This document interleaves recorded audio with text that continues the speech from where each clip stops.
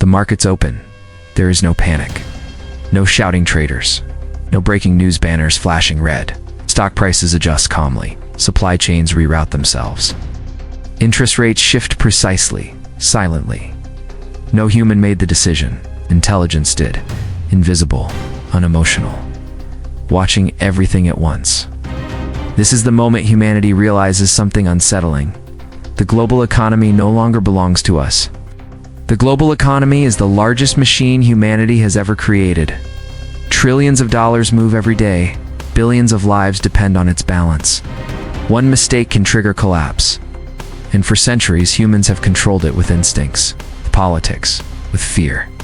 Now imagine replacing all of that with something else. No greed, no panic, no nationalism, only calculation. This is the question. What if artificial intelligence controlled the global economy? This is not AI advising humans. It's not algorithms assisting traders. This is full economic authority. AI manages interest rates, inflation, global trade flows, resource allocation, debt restructuring, crisis response. Governments still exist. Corporations still operate. But the final economic decisions are made by a system designed to optimize stability, growth, and survival at planetary scale. Humans are no longer pilots. They are passengers. Human economies are emotional systems. Fear causes crashes. Greed creates bubbles. Politics distort incentives. Artificial intelligence does not panic. It does not campaign.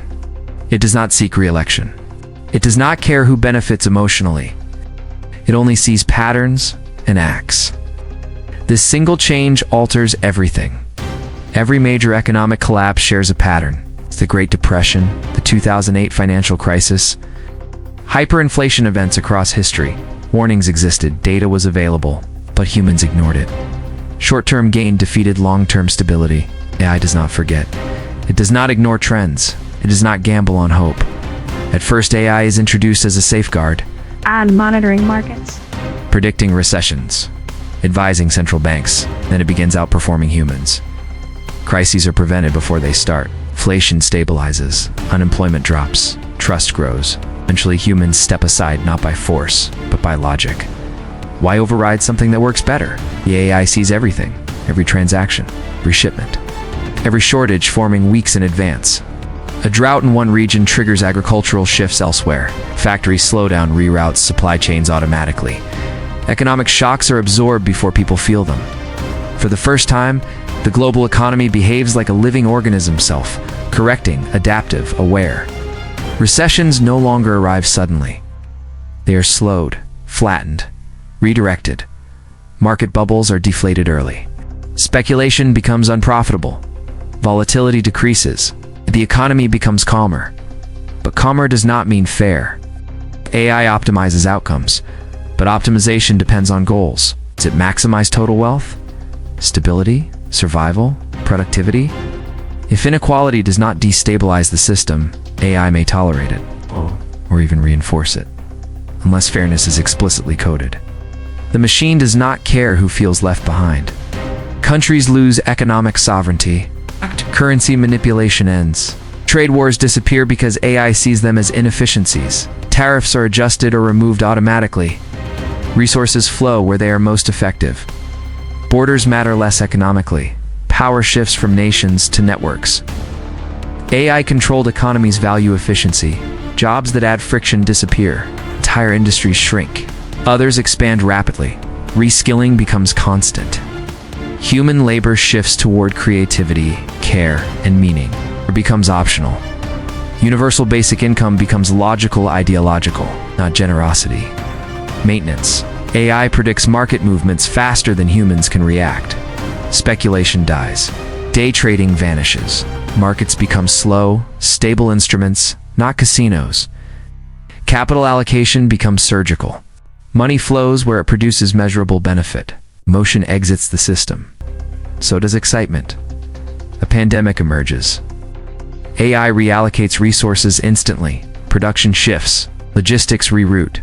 Funding flows without debate. No delays, no political arguments, no denial.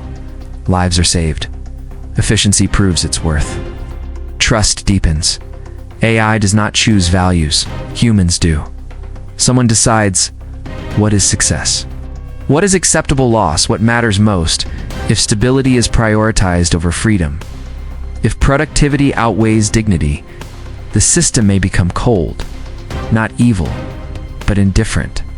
Over time, humans forget how to manage the economy.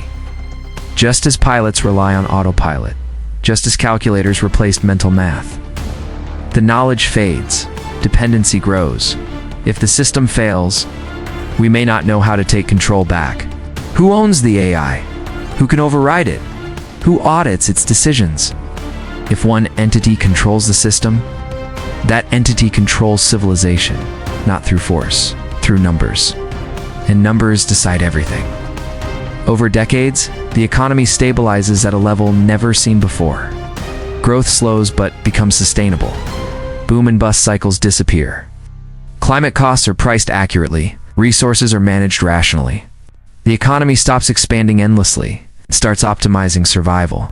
Human ambition collides with planetary limits. AI enforces reality. People stop blaming politicians for economic pain. They blame the system. Trust shifts from leaders to algorithms, from speeches to dashboards. Authority becomes mathematical, truth becomes statistical, and dissent becomes difficult. When the numbers always win, an AI-controlled economy could save humanity from itself, or quietly replace human agency. It could prevent collapse, or redefine freedom as inefficiency. The machine would not hate us, it would not love us. It would simply decide. If artificial intelligence controlled the global economy, the world would become more stable, more predictable, more efficient, but also more dependent. Because when decisions are perfect, choice becomes optional, and when survival is optimized, meaning becomes the real question. If AI can manage money better than humans, what happens when it starts deciding what humanity is worth investing in at all?